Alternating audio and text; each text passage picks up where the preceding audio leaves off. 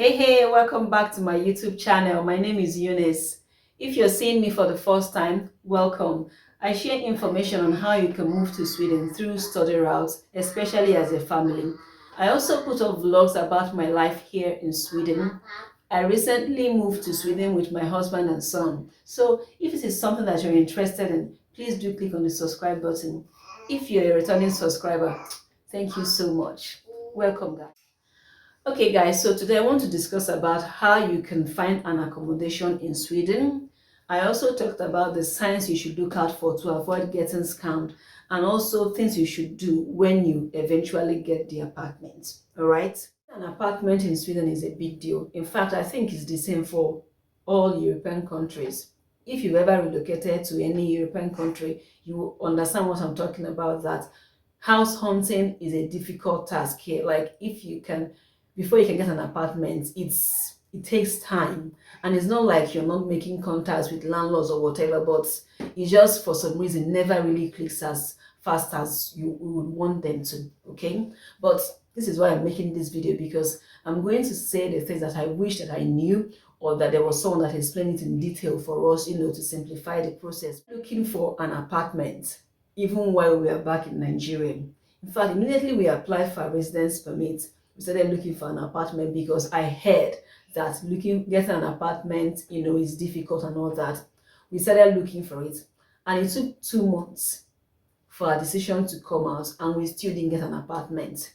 So we ended up booking an Airbnb just to come over to Stockholm first. And even when we did come to Stockholm, we stayed at the Airbnb for a month. We still didn't get an apartment. It took us an extra week to get an apartment.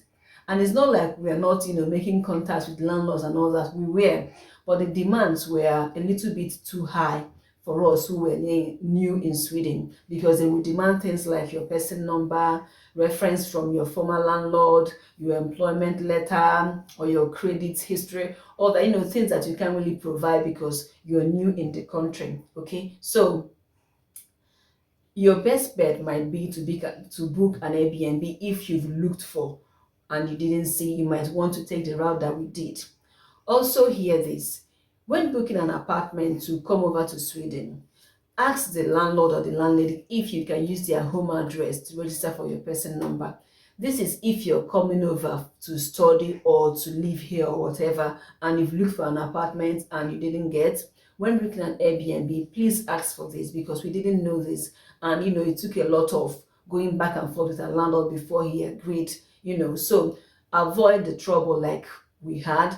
Ask the landlord first if you can use their address. Now, this is not a red flag, it's a matter of choice. It's a matter of choice by the landlord or landlady to say, okay, you can use my address. So make sure to get that information, especially if you plan on staying in Sweden for a long time. It's important to go and register for your person number almost immediately you come, so that it can, quicken the process and you can get your person number immediately. Okay? So for a single person who is coming to Sweden and you're coming through study route, there are high chances that your school has already offered you accommodation. Okay, so 90% of the time, this is what will happen. The school has already offered you accommodation. So getting an apartment will not really be hard for you. But if you're a student that is coming with family, of course the school is going to offer you accommodation, but you can't live with your family in the accommodation. If you're coming just with your wife or your husband, it's possible that you can live there, but as long as there are children involved, you won't be able to live in that apartment. Okay, so if you're a single person, chances are you've already gotten an apartment.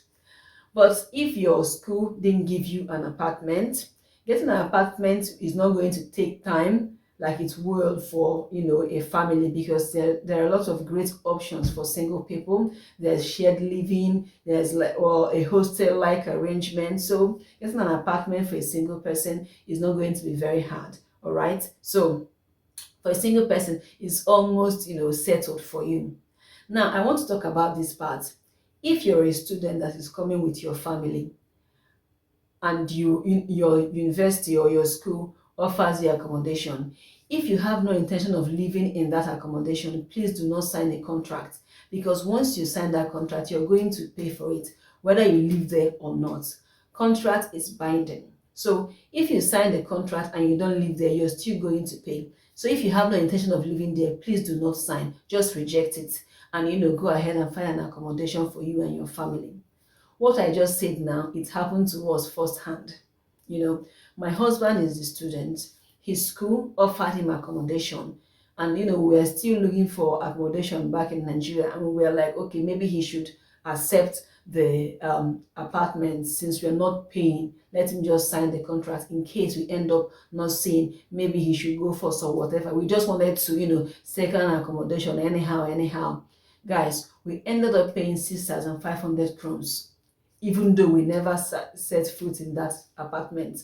Nobody went there. In fact, we don't even know where the apartment is. We ended up paying for it because we've already signed the contract. So don't let this happen to you. Don't sign the contract if you have no intention of living there, okay? So if your school didn't give you any apartments, the first place you should look for is Facebook Marketplace. Now, I personally like this one because you can narrow down your location to exactly where you want it to be.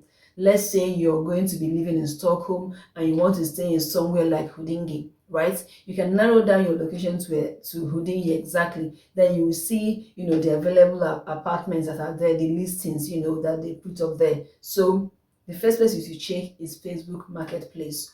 Although if you're coming to Sweden, you don't necessarily have to live close to where your school is because the transport system is lovely. You can get to anywhere just in time. So if you don't see any apartment close to where you want to stay, don't really bother much about it because you're going to get there, and also in time. The transportation system is wonderful. All right. So Facebook Marketplace, guys, is one of the first places you should look. You can also join groups like find a room in Stockholm, find a room in Gothenburg, available apartments and all that. I'm going to share the ones that I joined while we were looking for apartments. I will share it up there. You can also check them out. There are different ones for every city. There find roommate in Gothenburg, find a roommate in Malmo. So just type it out, search it, and join the group. They are always putting up available apartments there. So that is the first place that you should look. Okay. Now, the only downside about Facebook Marketplace or getting an apartment from Facebook is that there are higher chances of getting scammed on Facebook. Okay, so I'm going to share some tips you should look out for when you're looking for an apartment on Facebook Marketplace. Okay, so I want to share some tips that you should look out for to avoid getting scammed on Facebook because there are higher chances that you're going to run into a scammer on Facebook. Okay, so I want to share some tips that you should look out for, that you should see as a red flag if you're chatting or discussing with a landlord. Okay, one, if you chat up a landlord and they tell you something like send your email for me to send you the pictures of the house, that is a red flag because they can easily send you that picture while you guys are chatting there on Facebook. Two, if they tell you that they are not available for any digital viewing, that they can't do live video with you, that they already did a video of the house and they're going to send it to you, is a red flag. For someone not being able to show their face, it means that something is off, right? So always request for a digital viewing. That's like WhatsApp video call or something, but make sure that you're speaking with them live at least. Okay. Thirdly, if you're chatting with them and they tell you that they are not in Sweden at the moment, that they are maybe in Ukraine or whatever, that once you make the payment, they will DHL the key to you. This is a big red flag. Never pay cash. In fact, don't make any initial deposit when you're looking for an apartment in Sweden because chances are nobody wants your cash. Sweden is a cashless society. So anybody asking for cash it's a red flag. Nobody wants cash and nobody wants to take your cash. Okay, so once they say we will send you the key but pay us first, there's a problem. Reject it. Okay.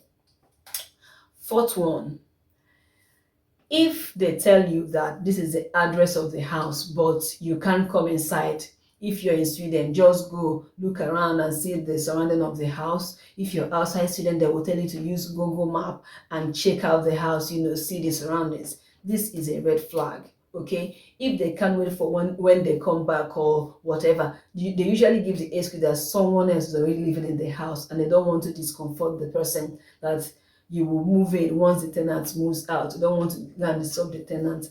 That is a red flag. If it's truly their house, they should be able to tell the tenant, okay, this is what I want to do. I want to rent out the apartment, I need to make a live video or something. Bottom line is, once they tell you that you can't come and see the inside of the apartment, that you should go and check out the surroundings or use Google Map, that is a red flag. Don't go ahead with that, because chances are that you're speaking with a scammer. The site that I found helpful was blockhead.se. This is where we got our apartments. Actually, finally, this is where we got our apartment from. Now, I personally love this website because you can speak with the landlords directly. Okay, you can talk with them. When you see a listing, you can click and chat with the landlord. This helps you to explain your situation clearly. Okay, you can tell them, okay, I'm new in Sweden, that's why I don't have a person number yet and all that. I just like the fact that you can speak with the owner of the house immediately, so that if there's any reason for you to say, okay, we can't go ahead with you or anything, they just let you know immediately, instead of waiting and waiting. Another reason why I love Blocket is because the interface is very user friendly.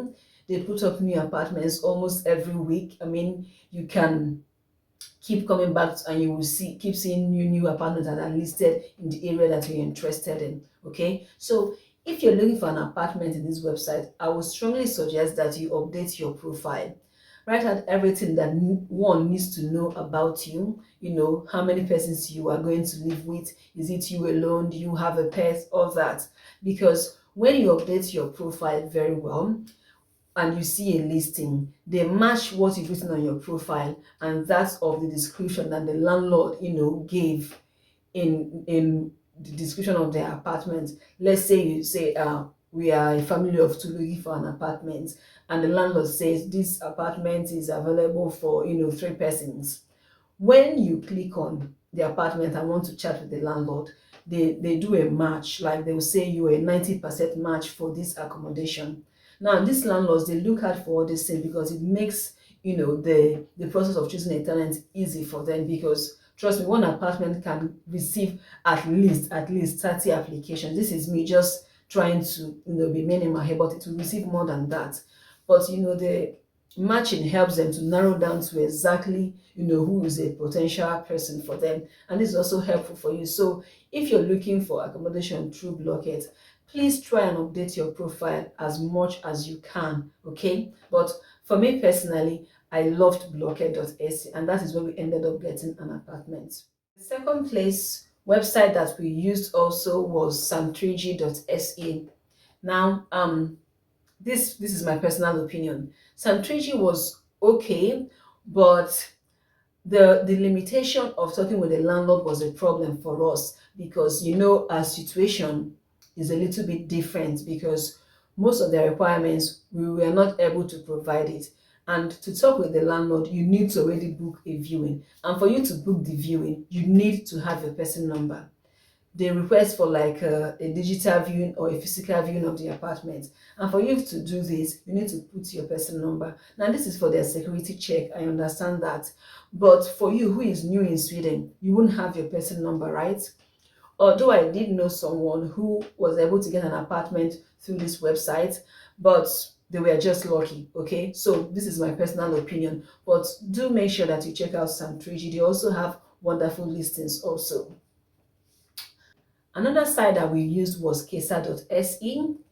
What I noticed about this website was that there was always a reputation of the apartments that were already listed in blockhead.se. So it was as if it's an extension of Blockhead. So most of the apartments you will see there is what will already be listed in Blockhead. So we didn't really visit this website much, but you can always check it out. Maybe there will be a little bit of difference that we didn't notice, but it's also a reliable website to find an accommodation in. Okay, another place that you will search is SSSB. Now, this is a website for students that are in Stockholm, for Stockholm students. There is also a website like this for every city, for students in every city. Let's say that your school is in Gothenburg, There's a website like SSSB for students that are in Gothenburg. So you just have to, ask people around and find them. Now, why I love this one is that apartments are way, way cheaper when you rent through SSSB because it's going to be a first-hand renting, right? But the thing is, for you to register on queue, because you need to be on queue to get an apartment there, you need to have your person number and also be a member of your student union. Okay, so you don't just go there and get an apartment. You need to first of all have your person number, then register with your student union, and then join the queue and wait till you get an apartment. But when you do, it's wonderful because it's going to be way, way cheaper than what you would have paid if you got from, websites like I mentioned, because most of the websites there are second-hand renting, but for SSSB it's first-hand renting, and first-hand renting is way, way cheaper than second-hand renting. But you need to stay on queue. That's just the downside of it. So once you get into Sweden, just search out the website for your school or for the city that you're going to live in, and join the queue there. The prices are always listed in the website. Whether you're going through Facebook Marketplace or any of the websites that I mentioned, the prices are always there. It's not hidden. So you can go and check out for yourself what you want and know the price range. But know that all these are going to depend in which city that you're going to live in. If you're living in the bigger cities, it's going to be more expensive than if you're living in the smaller cities, okay? But the prices are always listed there. Also, make sure to understand which bills are included in the rents and if they're included or not. Let's say that you see a listing for 8,500 crowns. Be sure to ask the landlord or read through the description to see if bills are included in the rental price or not. They might say that heating is included, but Wi-Fi is not included. Just read down to know if it's something that you can do. But the prices are always boldly written there. It's not hidden. Okay. All right. I want to talk about the things that you need to know before renting an apartment in Sweden. This part that I want to talk about now is very important. In fact, save this video. Listen to this particular part before you pay or sign any contract for an apartment in Sweden. All right. Now, the first one is, if you see an apartment that you like, always request for a digital viewing or a physical viewing. Let's say you're still back in your country, you're yet to come to Sweden. You can send someone to go for the physical viewing for you. All right. Or you can check with Google Maps to see the surroundings of the place, but always make sure that you get a live feed of the apartment that you want to pay for or sign a contract for. Okay. Secondly, never pay in advance or cash for any apartment. It's always a red flag. All right. Nobody even wants your cash here because Sweden is a cashless society. So someone saying that you need to pay them cash is a red flag. It's not supposed to be like that. Your contract is as binding as your money. So once you sign a contract with them, is enough. You don't need to pay them cash. But understand that the contract is binding both for the landlord and for yourself. So once you sign that contract, you're going to pay for that apartment, whether you end up living there or not. Okay? So if you're sure you want the apartment, sign the contract instead of paying. If someone says that they're going to DHL you the key, we're going to send the key to you in your country and all that, I'm not in Sweden yet, is a very, very big red flag. Okay? If they're not in the country, no problem, don't go ahead with it. But accepting to make payment or sign contract without getting the key is a very big red flag. Don't go for that, please. Okay, so when you do get an apartment, please go on heater.se or eniro.se and input the details of your landlord to make sure that they are genuine, to make sure that they are actually the owner of the apartment like they claim to. Okay. Also, compare the prices of the apartments to make sure that you're not overpaying or underpaying for the apartment, because either way is a red flag. Let's say that you're paying way, way, way low for an apartment that we usually go for a higher price, is a sign that something is not right. Now, if you're overpaying for it, of course, that means someone is about to scam you. So make sure that you check around the price for the apartment that you're going to pay for and cross-check if the price you are giving is higher or lower. Okay. Also, make sure to ask what bills are included in your rent. All right. Don't just assume, okay, the rent is high, that means this and this are included. Always make sure and ask your landlord which bills are included, and see if this is what you want to go ahead with, or if you can do and pay for the bills that are not included by yourself. Now, when you do get the house, check for any damages that are in the house. If you see any damages, please take pictures of it and keep it safe. Send to your landlord and tell them this is what I've seen, so that you both can know that this was already wrong with the house before you started living in the house. Now, when you do get the house, please make sure to keep it clean. Avoid any troubles with your landlord, because you're going to need their referral when you're moving out of that apartment. Referrals are a big deal here, so make sure that you have no issues with your landlord. Keep the house clean, keep the equipment that you saw there as you saw them. Just take good care of the house, because their referral will go a long way in helping you secure another apartment. Okay, guys, I think I have said a lot of things, and these are the things that you need to know before getting an apartment in Sweden. They are very important things. Okay, so if you've watched to this extent, please click on the subscribe button, okay, and give this video a thumbs up, and also share to anyone that you know that is looking for information about how to find accommodation in Sweden. Okay, guys, if you have any more questions, please put it in the comment section so that I can answer you, and others can also benefit from your question.